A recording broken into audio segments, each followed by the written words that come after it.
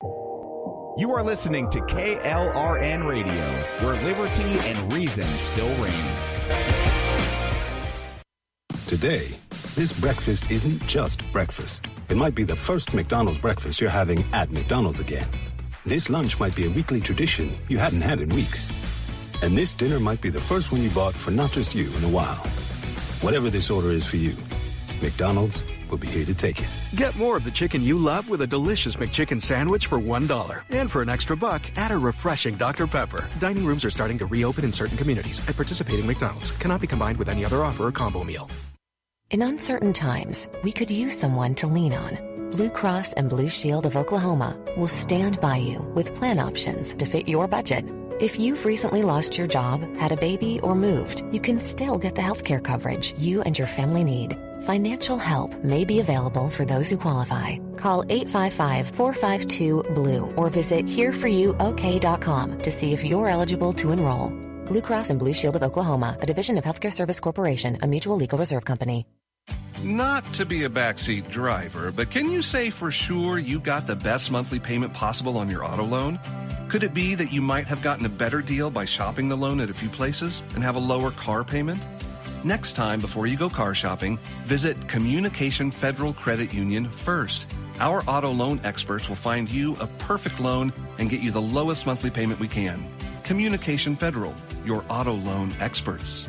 Restrictions apply. Federally insured by NCUA. Tired of paying outrageous prices for Viagra? Well, we have great news for you. Now you can finally get Viagra at huge discounts. Healthy Man allows you to save up to $500 on Viagra. Why pay U.S. pharmacy prices of $15 per pill or more when you can get Viagra for less than $3 a pill? Call today and get 40 Viagra pills for only $99. This can cost as much as $600 at your local pharmacy. You can't afford not to call us. If you want Viagra at the lowest prices, never pay $15 a pill pharmacy prices again. Get Viagra for less than $3 a pill. Call 1-800-516-7602 today and save up to $500 and get 40 pills for just $99. Healthy Man is fast, easy, and affordable. Operators are waiting at 1-800-516-7602 to take your call right now. Call 1-800-516-7602. That's 1-800-516-7602. Again, 1-800-516-7602. A new year means it's time for a new home network that can keep up. With Cox Internet, you have the speed and coverage your family needs to stay connected. You'll enjoy Cox's fiber-based hybrid network with options for fast upload and download speeds. And if your household has lots of connected devices, Panoramic Wi-Fi may be the perfect fit thanks to its additional control features. Plus, with advanced security on Panoramic Wi-Fi, you'll know each connected device is securely protected 24/7. A whole world of connectivity is yours with Cox Internet. Learn more at Cox.com.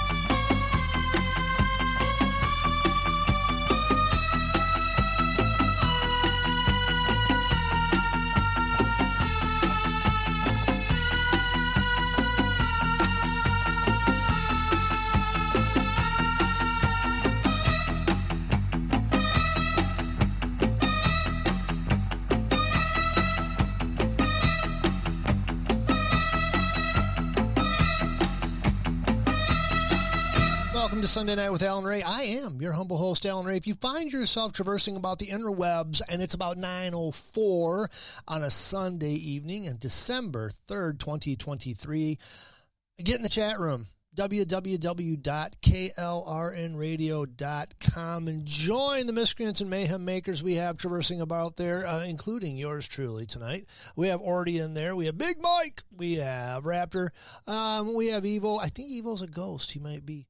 We have a guest in there. Guest 661. You're 5 off of 666. Anyways, welcome, whoever you are, identify. We love to have you. Get in there and join us. We all float down here. We really do. I did something interesting yesterday. I did my first Parks on the Air activation. Otherwise, you'll hear me call it POTA, which is Parks on the Air. And if those of you who don't know, I'm a ham radio operator. Everybody in the chat room knows. I talk about it. We've discussed it all the time. And it was kind of cool because the whole premise behind it's just kind of like a little game you play with ham radio. There's two sides to it. There's hunters and there's activators. The activators will go to a designated park, a park that has been designated by Parks on the Air organization. It's kind of a volunteer organization that says, hey, this is a park that you can use. It's got its own identifying number, like K-12576. And you go there and you set up a portable rig. And if you make 10 contacts or more, it's what they call you've activated the park. And of course, hunters, which are the other end of it, they sit around like where I do now. I'm like a foot and a half away from my my Yaesu FTD 710 or FT 710, and there's a website you can go to. And when you get to a park, you can add yourself to an app that throws it on this website and says, "Hey, this is the park I'm at. Find me on this frequency," and people hunt you down and you call CQ, which is the call out number, and you make contacts. And the more contacts you make, you win prizes. I mean, little online, certificates, things like that. You don't really win prizes. But it's a blast. It really is a blast. Now, I was talking about this to somebody yesterday in the real world, not in social media. And so they looked at me and said, well, why did you do that? I started thinking about it. I said, number one, it's fun. It's a blast. I went out to Petersburg State Game area, which is where I small game hunt. If you remember, that's where I took my air rifle out squirrel hunting year before last. I was successful out there. Really beautiful place. And I parked right where I park when I go out hunting. And I backed in there. And I started thinking about it. I guess, and I've said this before, I'll say it again. Ham radio is, for all practical purposes, a bunch of guys getting radio gear and talking to each other, usually about what kind of radio gear they have. There's other things too, but that's like the big. But anyways, what happens is you go out there and you do that. Oh, Rex is in chat. Rex, yeah, change of quarters, or charge of quarters. Yeah, that's what CQ means to you. Anybody that was active.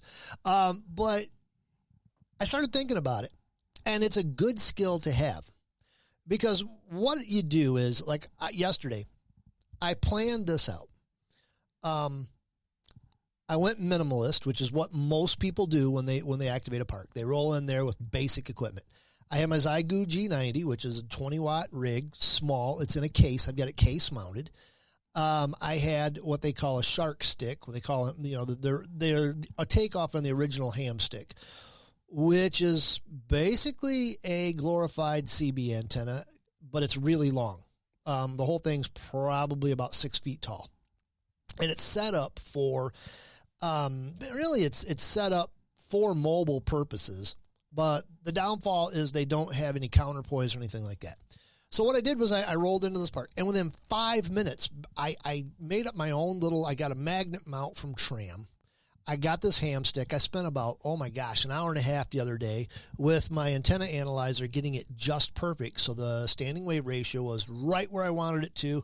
Didn't even need to tune it, really. I didn't. I got to the park and I ran a little quick test on it from the Zygu, and it said, man, flat, go for it. And it took me 5 minutes to set up. Battery operated. I ran it on battery, and I made 19 contacts. Technically 20, but one guy forgot that he'd already had me contacted me, and he contacted me again, so they don't, the POTA just kicks that back out. It's like, nope, can't duplicate. Everywhere from, and this is 20 watts, guys, this is a small radio, the whole setup probably values out at $550, maybe $600. And I'm talking everything I was using yesterday. I had contacts from Rhode Island, way into Ontario, Canada, Nova Scotia. I had contacts Kentucky, Tennessee, Kansas, Oklahoma, And the big one was Minnesota. I never, ever get Minnesota from my own house with 100 watts, with my antenna 35 feet in the air. I never get Minnesota. The guy was booming in loud and clear, and we both made the comment that it was really, really rare. And conditions were just medium yesterday. You know, we've just went through that G3 solar storm Friday, and it screwed bands up really bad. And we're just coming off of that. So bands were okay-ish. But here I am out there, and I started thinking about it. Let's go prepper for a minute. Let's go prepper. We got to do it every once in a while on the show. Doom! That's right. I go prepper. There's people out there that want to, you know, they're on the Baofeng kick. And the guys in chat, you know, we went through that technician license. Y'all got Baofengs. Or Baofengs, however you want to call them, and that's cool. I've got one too. I have a couple of cheap radios. I mess with them all the time. I review them on this show. It's great.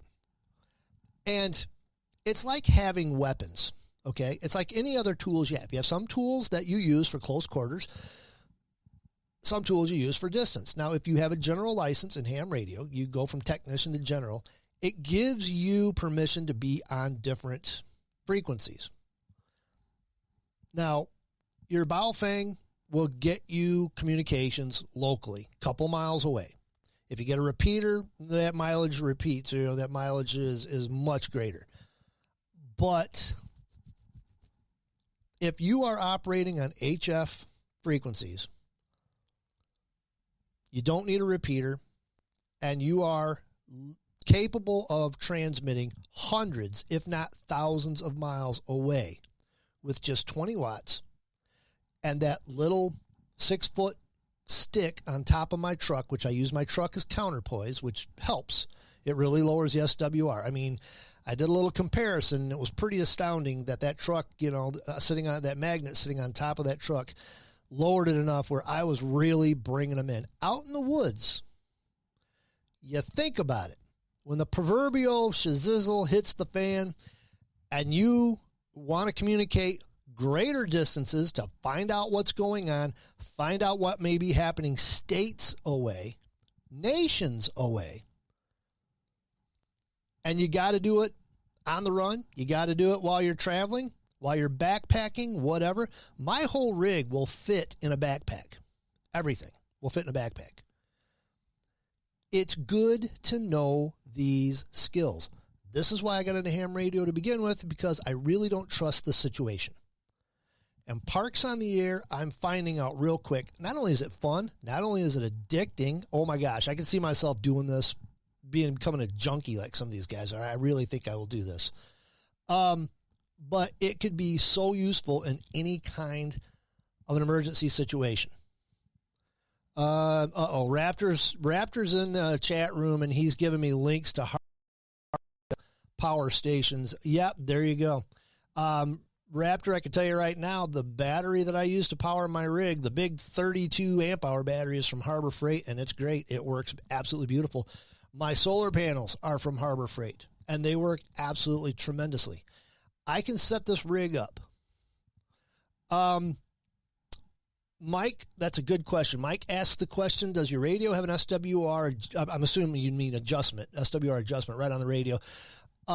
The Zygo G90 has a really, really good built-in tuner. In fact, it's phenomenal. And it's one of the things that it baffles. I mean, a lot of people, like myself included, but a lot of people that have, been in the business a lot longer, they scratch their heads at this little G90. It has a phenomenal tuner. There's people out there that tune like metal poles and stuff like that to try to get, and this thing will just handle it. Yes, it does. It has a tuner, which adjusts, it electronically lengthens or shortens your antenna so your SWR stays low. It has what they call an SWR through, which I had no idea what that was when I first got it. But basically what it does is you can set it to, I don't want anything over this SWR going out, and it will cap your standing wave ratio so you don't blow your radio up, which is a really nice thing. There are bad sides of the G90. It's very noisy. There's no filters to limit the noise or noise floor or anything like that. I can deal with that. I really can deal with that. It's not a big deal. But that's why it's such a great Parks on the Air radio, because it's all in one unit. You can just basically attach a wire to the back of this thing and you can go for it and it'll work. I mean, I've abused it and I'm giving it an A+ rating, and it's only $400. You can get one for, $400. I recommend. So anyways, yeah, that was my Parks on the Air activation. I got all over the United States, and the guy from Minnesota and we talked for a few minutes. I was like, man, I can't believe he was coming in loud and clear. I was coming in loud and clear. He was only using 50 watts. I was using 20. So the atmosphere was kind of cooperating with me. It was great. That was my little ham. That's my nerd fest, okay? That's my nerd alert right there. So we got so much more to talk about. Let's get this thing going. Gosh, we're going to talk about COP28, which is the climate cult worship service. We got more than that. A whole bunch of stuff on the menu, including Sportsball. Let's get on it, huh? Do the thing.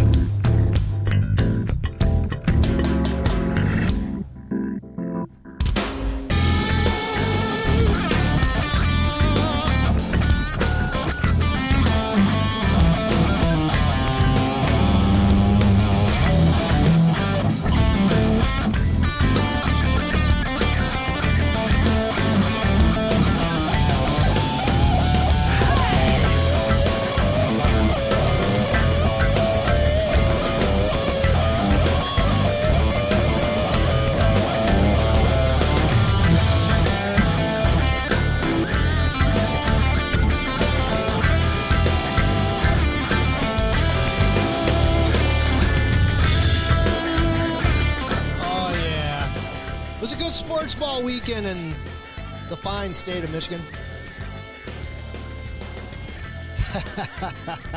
I love that, Mark. Big siren going on. Oh yeah, I've got Bama fans in the chat. We got Rex and Mike in chat. They're Bama fans. We're not going to get out of this one very easily. I'm going to give you my prediction. It's brutal. My prediction is brutal. It's not fun. Unless you live under a rock, if you don't follow college sports at all, big weekend. Michigan won the Big Ten championship again, third year in a row, against a really tough Iowa Hawkeye team. Guys, Iowa's nothing to thumb your nose at. My cousin, before the game, and my cousin's in Georgia right now, and he was born and raised in Michigan. He said before, I don't know about this Iowa team. I hear they've got a great defense, but no offense. And that proved to be exactly right. Iowa, they beat Michigan's offensive lineup. J.J. McCarthy had a couple of sacks. It got pretty ugly. However, they had absolutely no offense, and they didn't have a response to our defense. And so we shut them out. What was it, 23-0? It was a good game. But, hey, if Iowa gets an offense, if they go out and recruit an offense, they're going to be a pretty good team. But here's the deal. Here's the deal in sports ball. We're down to it right now. We got number one. What do we got? Number 1, Michigan. Number 2, Washington. Number 3, Texas. And number 4, Alabama. Now, the Alabama getting in there, Mike, Rex, you're going to hate me for saying this, but this is pretty controversial. Florida State.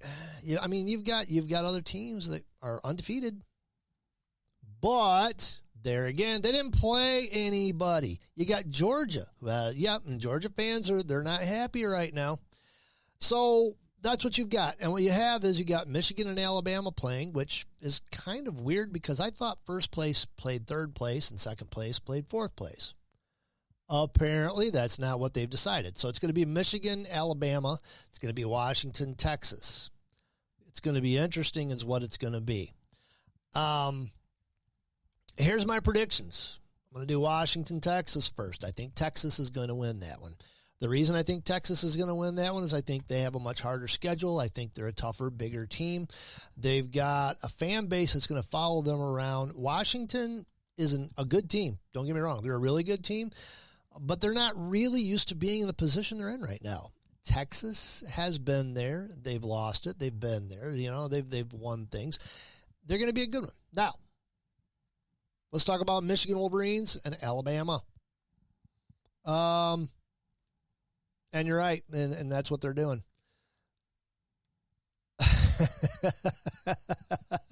Uh-oh.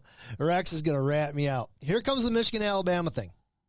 The last time Michigan beat Alabama in any kind of a bowl game, Tom Brady was the quarterback.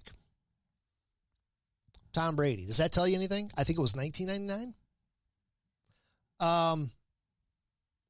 And the reaction that the Michigan Wolverines had when they found out they had to play Alabama was not optimal. It told me that Alabama is in their heads.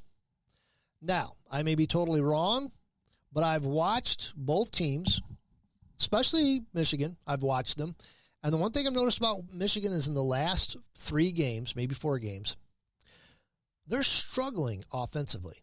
They came into this year scoring 42, 48, 50 points, hot dogging it, just free for all, really tough offensive line, really good receivers, really good backfield.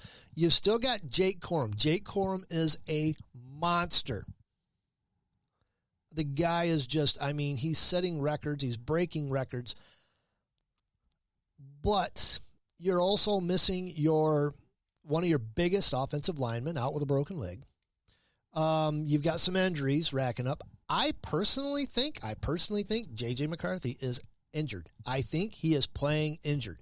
He is not the same quarterback that he was the first 3 or 4 games. I think somewhere along the lines he got hit, he did something, and he just has not been himself. Now, given that, they have a month to recover. They have a month. A month is a good, long recovery time. And the Michigan Sports Medicine is going to be doing everything they can to get each and every one of these players on track. Well, same with Alabama. Alabama's got some injuries. Alabama's had some very close games. Alabama's lost a game.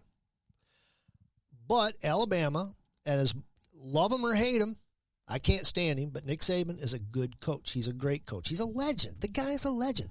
Alabama wins games. Alabama finds a way to win games. I predict, if you put the 2 teams together right now, as they stand right now, if you were to take them out tomorrow, put them both on the field, I'm saying Alabama 42, Michigan 24. That's what I'm going with. Now, you can hate me. You say, oh, you're not a Michigan fan. Yes, I am. I'm a huge Michigan fan. I work behind the stadium. I just think Alabama is in their heads. I don't think they take the national champions. The problem is as being in the Big Ten, if you don't understand the Big Ten, this is it. The pinnacle of the season, if you're Michigan and or Ohio State, is the Michigan-Ohio State game. The pinnacle of the season, what you work for all season long, if you're Michigan or Ohio State, is to play Michigan-Ohio State game. That is what you work for. That is what you focus on. You watch Ohio, or if you're Ohio State, you watch Michigan's plays. You do everything you can to get the advantage on them. So when you walk into that stadium, whether you're Michigan or Ohio State, it's a bloodbath. It's just a battle. And that's what it was. The Michigan-Ohio State game last week could have went either way. It came down to the wire. The score doesn't exactly reflect that, but in a way it kind of does. Ohio State could have won that game if they would have had 2 more minutes on the clock and not thrown a interception. They seem to all of a sudden have caught some energy and were trying to wear Michigan down. It didn't happen. It was just a bad break, and that's what, and there was a couple of bad calls by the coach, and that's what lost Ohio State. I think Michigan, I don't know, and I may be totally off base, I may be wrong. It's hard to compare the two. I just think once you get Alabama, Georgia, those teams, they're just bigger, they're monstrous, and they really, they can get on it. I don't know if Michigan has an answer for it. We're going to find out.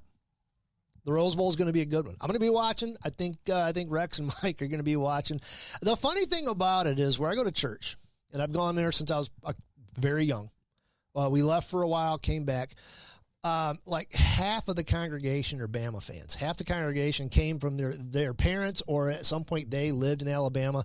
And after the Alabama wins, there's always these red shirts all over the place. It's really kind of funny. So there might be some chair throwing going on in our congregation after that game.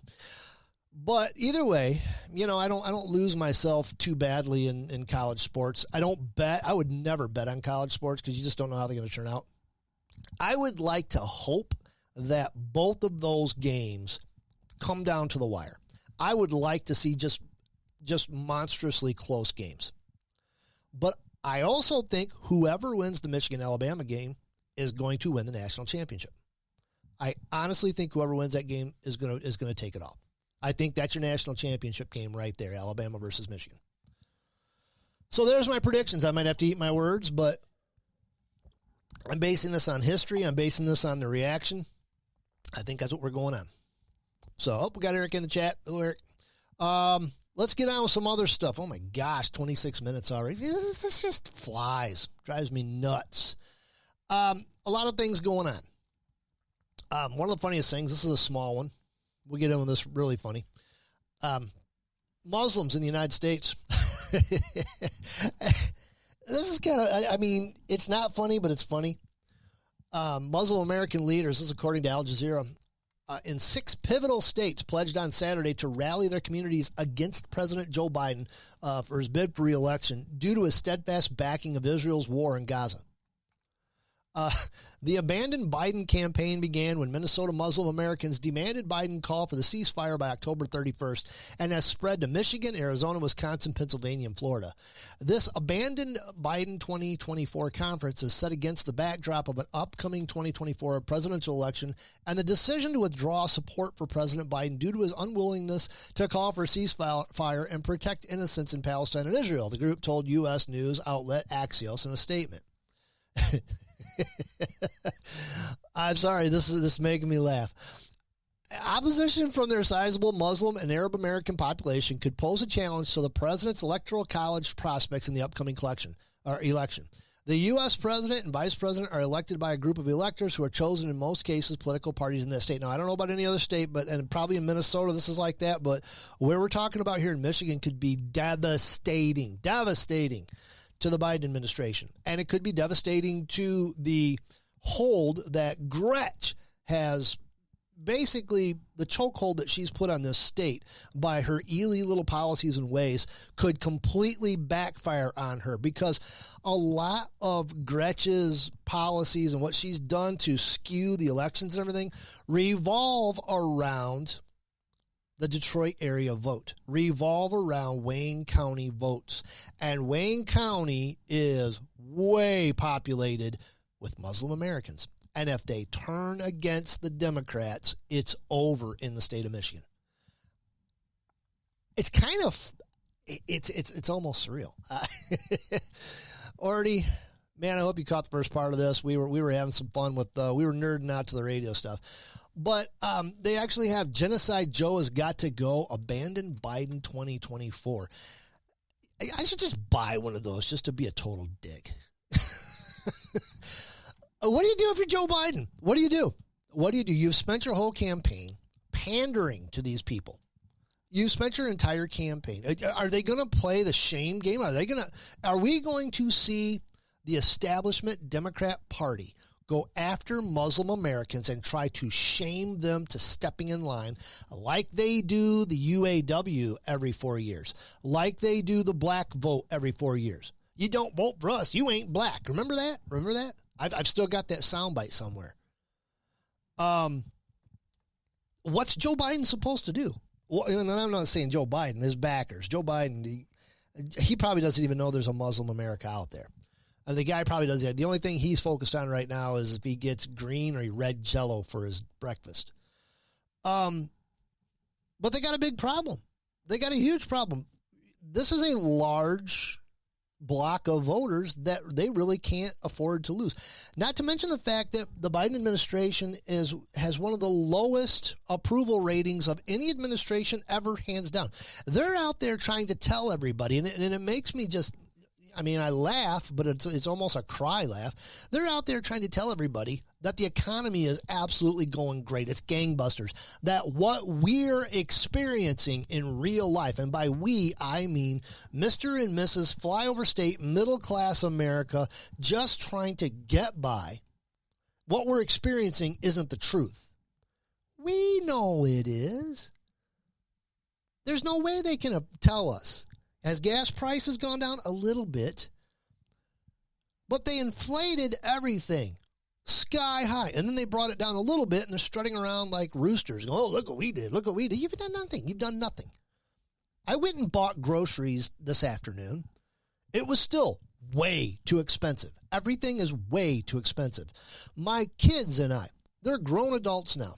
We sat around over Thanksgiving. And they say it's way too expensive. It's hard to make it through.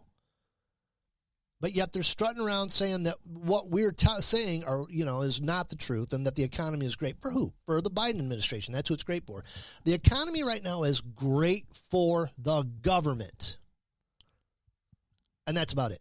We've reached the bottom of the hour. We're going to take a little bit of a break. When we come back, we've got so much more to talk about, including things heating up in the Middle East again, and it's kind of weird, and a feud that involves Elon Musk that doesn't involve X or Twitter or whatever you want to call it. Don't go anywhere. We'll be right back.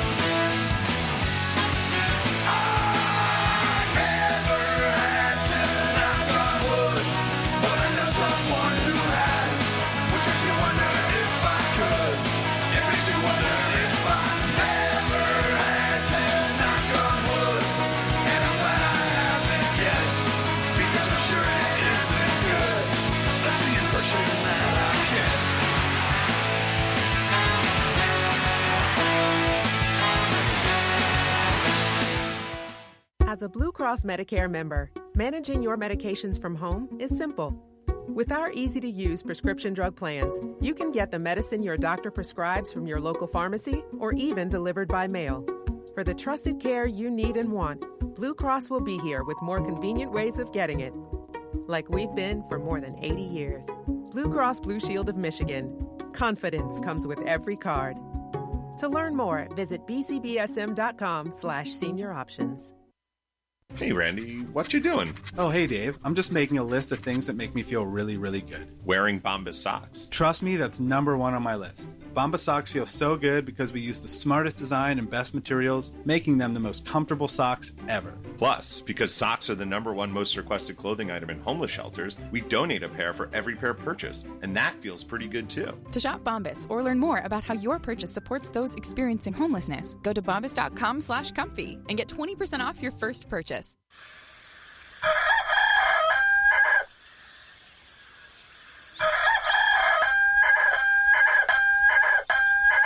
If you prefer real mornings, shouldn't you have a real breakfast? At McDonald's, we get real about breakfast. That's why you can have a savory sausage biscuit with delicious hash browns for only $1.50. It's time to wake up breakfast. Single item at regular price. Prices and participation may vary. Cannot be combined with any other offer or combo meal. Today, this breakfast isn't just breakfast. It might be the first McDonald's breakfast you're having at McDonald's again. This lunch might be a weekly tradition you hadn't had in weeks. And this dinner might be the first one you bought for not just you in a while. Whatever this order is for you, McDonald's will be here to take it. Get more of the chicken you love with a delicious McChicken sandwich for $1. And for an extra buck, add a refreshing Dr. Pepper. Dining rooms are starting to reopen in certain communities at participating McDonald's. Cannot be combined with any other offer or combo meal. Not to be a backseat driver, but can you say for sure you got the best monthly payment possible on your auto loan? Could it be that you might have gotten a better deal by shopping the loan at a few places and have a lower car payment? Next time, before you go car shopping, visit Communication Federal Credit Union first. Our auto loan experts will find you a perfect loan and get you the lowest monthly payment we can. Communication Federal, your auto loan experts. Restrictions apply. Federally insured by NCUA. I've just never been tested. I'd like to think that if I was, I would pass. Look at the tested and think there before the grace go on. Might be a coward, I'm afraid of what I might find out. Never had to knock on wood, but I know someone who has, which makes me wonder if I could. It makes me wonder if I never had to knock on wood, and I'm glad I haven't yet, because I'm sure it isn't good. That's the impression that I get. Never had to knock on wood. Impression that I get.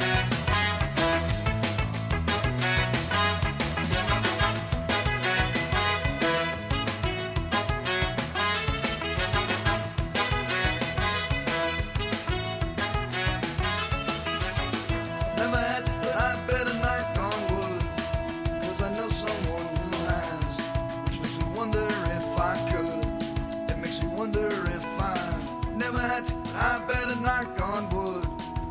I'm sure it isn't good, and I'm glad I haven't yet. That's the impression that I get. Can we just take a moment to understand exactly how great that song is? The Mighty Mighty Boss Tones welcoming us back. Oh, I love that song. Dang, they were great. Mighty Mighty Boss Tones, man. I fall down that rabbit hole every once in a while. You know, we had that, when was that, the 90s, when they had that little swing rock band or swing jazz band revival. Yeah, the Squirrel Nut Zippers, Mighty Mighty Boss Tones, a whole bunch of them like that. What a great little episode in music. It was awesome. I loved it. Hey, Sunday night, this is Alan Ray. I am Alan Ray, your humble host. We're ranting, we're raving, we're having ourselves a good time. Put this one down as things that I'm just completely not surprised by. I watched that movie last week. What's it called?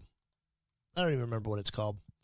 But it's basically the whole thing about the George Floyd, what really happened to him. It's got all of the film footage. I posted it on my Twitter page at 2CynicAl65.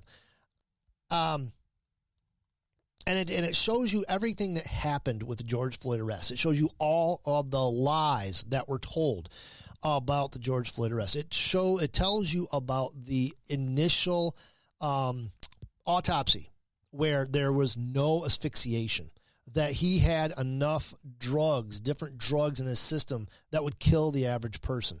When he was screaming, "I can't breathe," and acting out and doing the things and crying and wailing, that was the second time, not the first time, the second time that year that he had pulled that same routine. And you, general public, were completely blocked from seeing the truth so they can make a martyr out of George Floyd, so they could burn Minneapolis to the ground. And then there was the whole, they gave up that precinct. The cops had to run for their lives on order of the mayor of the town. Give up that precinct in the name of just letting lawlessness and immorality have its way. And this is all leftist ideology. They can't blame anybody else. So, anyways, Derek Chauvin, the guy that supposedly murdered George Floyd. Supposedly. And he's in prison now. Of course, the trial, everything was a farce. We know that. Well, he gets stabbed several times. And then we find this out, according to MSNBC. I don't think we were supposed to know this. A federal inmate charged with the attempted murder of Derek Chauvin, he lived, told prosecutors that he had been thinking about attacking the former Minneapolis police officer because he was, quote, a high-profile inmate, according to a charging document. John Tursak, 52, is accused of attacking Chauvin in the law library of a Tucson federal prison on Black Friday. The federal prosecutors allege he used an improvised knife to stab Chauvin approximately 22 times, causing serious bodily injury. Now, here's the thing that doesn't make sense. Okay, let's start adding up the things that don't make sense. Number one, Tursak, who is serving a 30-year sentence for crimes committed as a member of the Mexican Mafia prison gang, initially told corrections officers that he would have killed Chauvin had they not intervened so quickly, according to the document. Here's the thing about it was, he had a couple of years left on his sentence. I think he only had like 2 years. Who spends all that time in prison and with 2 years to go decides to try to kill somebody so they pretty much get life? Who does that? Now, he later denied to FBI agents that he intended to kill Chauvin. Okay, why were the FBI agents involved? Well, you find that out. He was an FBI informant. They didn't want you to know that. You weren't supposed to figure that out. This guy was an FBI informant. One of the reasons he was in prison is because he was helping Mexican drug lords, and they told him to not be killing people, not be doing, he did them anyways. So they basically put him in prison. They turned on him. So this guy's mad at the FBI. Is he really, though? Is he really? Or did the FBI make him a proposition? This all just stinks. Why is the FBI involved in all of this stuff? They get caught all the time being involved in certain things. You look at the Whitmer attempted kidnapping, ha ha, hee hee. You look at the Hootery. 10 years before, the exact same thing was happening. You get some nut job that shoots up a school, shoots up a mall. Oh, yeah, we knew about him. He was on our radar. You find out that they knew the Las Vegas shooter. Oh, yeah, he was on our radar. All of these questions start coming up. How do you not? How does anybody with any type of sanity not question what's going on? Now, I know if you question, oh, well, you're a conspiracy theorist. You fly over state hick. Well, no, I'm not a theorist. I just want to know why every time something major happens, the FBI seems to be right in the middle of it. Why is that? We have the right to ask that. January 6th, they started out, oh, no, there was no informants, there was no agents, there was nothing. And oh, by the way, there was a whole bunch of them. In fact, there was tons of them. Many, many, many of them. But don't talk about them because otherwise you're a conspiracy theorist. I have questions. I have a lot of questions. All right, let's turn to the Mideast. As we talk, U.S. warships were reportedly this week attacked by drones from Yemen. Yemen's like a hotbed of stupidity and vulgarity. Nuke it. No, just kidding. Not really. The Pentagon, this is from, who's this from? The Guardian. Pentagon said it was investigating reports that a U.S. warship and some commercial vessels had come under drone attacks in the Red Sea close to the coast of Yemen from Houthi rebels in the country. We're aware of reports regarding attacks on the USS Carney and commercial vessels in the Red Sea and will provide information as soon as it becomes available, the U.S. Department of Defense said in a short statement earlier this afternoon. I doubt they're going to make it available because it's probably got something that'll indict them. Shortly after, the Houthis said that they had targeted 2 commercial ships on Sunday with an armed drone and a naval missile.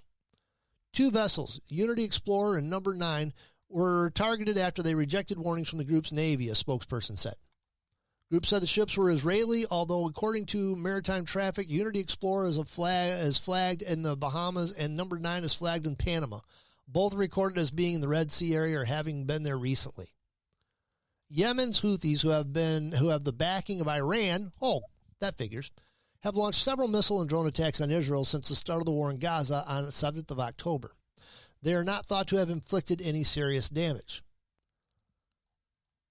Okay, these are acts of war. What are we doing about it? What's the pinhead in chief doing? Does he even know what's going on? Is he even aware of any of this? I doubt it. Speaking of the Middle East, in Dubai right now, the climate cult is gathering. Yes, all of the climate cult, the people that, the wealthy millionaires, billionaires, they've all flown their private jets to Dubai and got in their big private trains of SUVs with security, and they all drove to COP28 so they can decide that you and I, little people, should not ever fly, should not ever drive vehicles, should walk wherever we go, live in shipping crates stacked 100 high, and eat bugs. Except there's a little problem going on.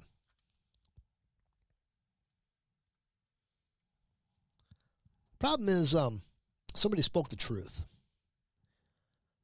And the climate cult is losing their collective minds. Now, this is according to The Guardian again, but I've seen about 4 or 5 different articles. The president of COP28, Sultan Al-Jaber, has claimed there is no science indicating that a phase-out of fossil fuels is needed to restrict global heating to 1.5 degrees Celsius. The Guardian and Center for Climate Reporting can reveal. The comments were, quote, incredibly concerning and, quote, verging on climate denial, scientists said, and they were at odds with the position of the UN Secretary General Antonio Guterres. Al-Jaber made the comments in ill-tempered responses to the questions from Mary Robinson, the chair of the Elders Group and a former UN Special Envoy for Climate Change, during a live online event on the 21st of November. As well as running COP28 in Dubai, Al-Jaber is also chief executive of the United Arab Emirates state oil company, ADNOC, which many observers see as a serious conflict of interest. More than 100 countries have already supported a phase-out of fossil fuels so they can kill us all. And whether the final COP28 agreement calls for this or uses weaker language such as phase down is one of the most fiercely fought issues at the summit and may be the key determinant of its success. Deep and rapid cuts are needed, they think, to bring fossil fuel emissions to zero and limit fast worsening climate change. Now, this Al-Jaber is absolutely right. There is no science saying that if we stop fossil fuels, that the temperature will drop 1.5 degrees. There's no science to back it. There's models, there's guesses, and so far every single model they have used has been wrong. Completely wrong. So there's a big problem here in Dubai where all of these billionaires have flown their private jets and taken their giant SUVs to this climate cult worship service. The president of the whole COP28 thing says that there's really no science that if we phase out fossil fuels, that the earth will change, that the weather will be better, gooder. Stay tuned. That's kind of funny. Sorry, but I think that's just hysterical. What are they going to do with this guy? If this guy starts getting that word out and holding their feet to the fire, saying, look, show me where the science is. Show me where the science is. Making them prove it. Not models. We know the models are inaccurate. We know the models have not been right since day one. We know it. It's going to be funny to see how that plays out. What do we got? We got a couple more things going on here. Let's do this one. I told you I'd get to this one. Elon Musk. And this is interesting. Interesting because I study this stuff. There's a guy out there, Larry Page. Used to be a good friend of Elon Musk. And this is according to the Business Insider. Larry Page accused Elon Musk of favoring human species over digital life forms during an argument about the dangers of AI at Musk's 44th birthday. Tesla CEO Elon Musk and Google co-founder Larry Page disagree so severely about the dangers of AI it apparently ended their friendship. At Musk's 44th birthday celebration in 2015, Page accused Musk of being a speciesist who preferred humans over future digital life forms. According to the New York Times, Musk's then-wife, British actress Tallulah Riley, had arranged the 3-day affair to resort in Napa Valley. The accusation was one of the final punches Page threw in the argument he and Musk had been having that night about the threat intelligent machines pose to humanity. The two tech execs had been friends for more than a decade by the time of the party and started off the night exchanging jokes, but the conversation eventually turned to AI and got heated as several other party attenders listened. Page outlined his version of a digital utopia in which humans would eventually merge with intelligent machines, giving rise to a competition between various forms of intelligence according to the Times account. Musk's take was that society would be doomed because machines would wipe out humanity. I've had this discussion before. In fact, one of these days, I still want to have the discussion about artificial intelligence, about posthumanism, about transhumanism, and how dangerous it is. And it's kind of funny because Musk is one of these guys that he kind of looks like he's one of these guys that, you know, with his, and Jeff, God, I wish Jeff was in chat. He's all about having your brain hardwired into computers to be able to read your brain like a computer. But turns out he's also very much pro-human, doesn't want the post-human man-machine, I guess you would call them, I don't know, man-machine mixed post-human disgusting robots. They want to turn us into the Borg. It should scare you. It should concern you. It should scare you that billionaires, some of the richest people in the world, are having these discussions of turning humanity into mutants. The World Economic Forum leader, Klaus Schwab, Professor Klaus Schwab, who's basically when it all boils down to, what he is he is a Nazi apologist pushing the Fourth Reich. And idiots whose grandfathers fought in World War II against these people are just embracing it. They're embracing this Fourth Reich ideology. And I can't believe it. I mean, the guys, his parents were involved in the Third Reich, in the Nazi regime. And what some of the things this guy promotes, some of the things this guy says, Adolf Hitler is in hell just smiling, a big smile right now, because he agrees with it 100%. It should concern you.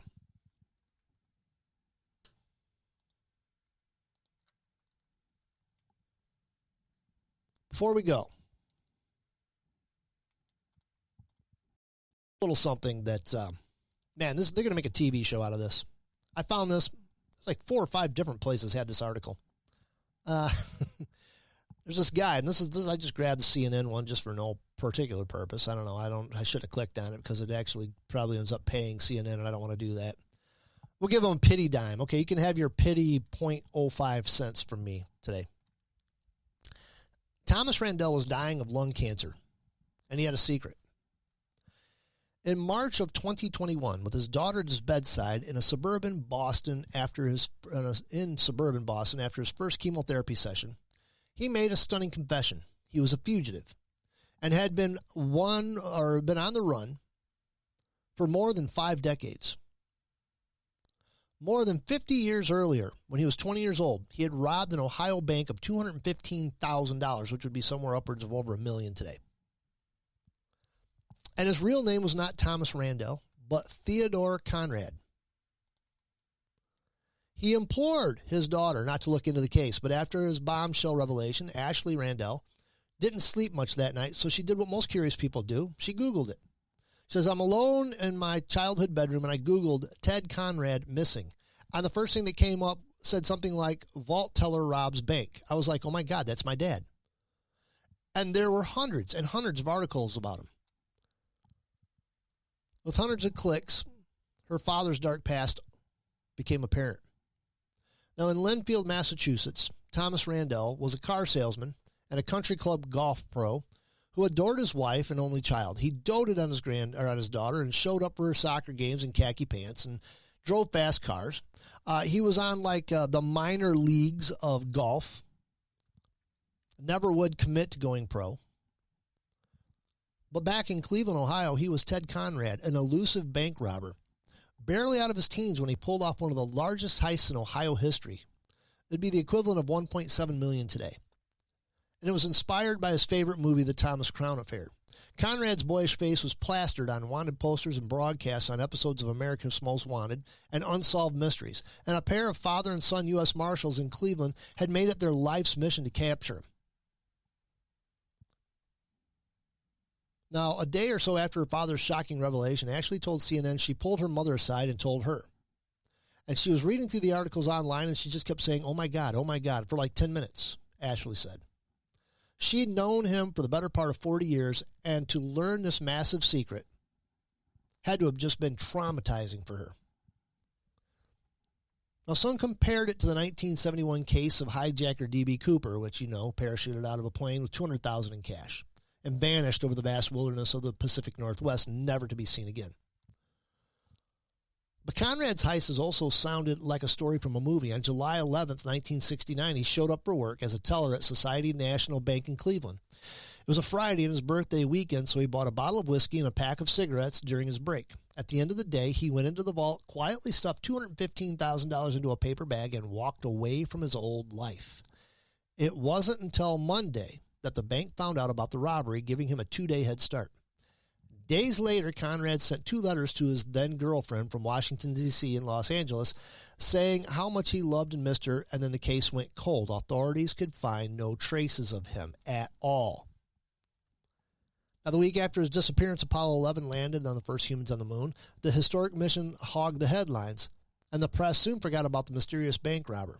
But investigators did not give up. These investigators, these marshals, followed him for years. Years. They figured he may have left the country, but he didn't. He changed his name, stayed right there, grew a beard, changed his appearance, and lived out his life. Turned his family upside down. Now, a few days after he died, of course, the U.S. Marshal, who his dad had died by then, but the dad's son showed up at her door. Said Ashley Randall said she and her mother made a pact to spend 1 year grieving the man they'd lost before sharing his secrets with investigators. She said they agreed to notify police in June of 2022, but federal authorities beat them to it. In November of 2021, U.S. Marshals showed up unannounced at the Randall's door in Linfield. The marshals assured her and her mother that they would not face charges. Turns out that after Randall died of lung cancer in May, investigators got their first big break in the case. Someone had sent his obituary to a crime reporter in Ohio with a note saying the deceased man was likely Conrad. The obituary listed her father's date of birth as July 10th, 1947, the same birthday as Conrad's, but 2 years earlier. The obit also listed Conrad's parents' names, but with Randall added to the end. Investigators began digging and unearthed a 2014 bankruptcy filing by Randall in Boston federal court. The handwriting matched that of a 1967 college application from Conrad. Investigators then traveled from Cleveland to Linfield to confirm Conrad's identity. Among them was Elliot, whose father, John Elliott, had spent much of his law enforcement career searching for Conrad before his death in 2020. The younger Elliott, the U.S. Marshal in Ohio, like his father, finally had an answer to the question that had eluded his dad for decades. In a podcast, Elliott describes the case as an elegantly simple but infinitely complex mystery.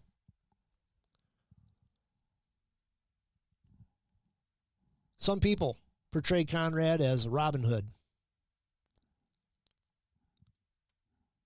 But that day in November 2021 brought a bit of closure. When Elliott knocked on their door and introduced himself as a federal marshal from Ohio, Ashley Randall said the expression on her face probably told the investigator everything he needed to know. I think you know why we're here, said Elliott.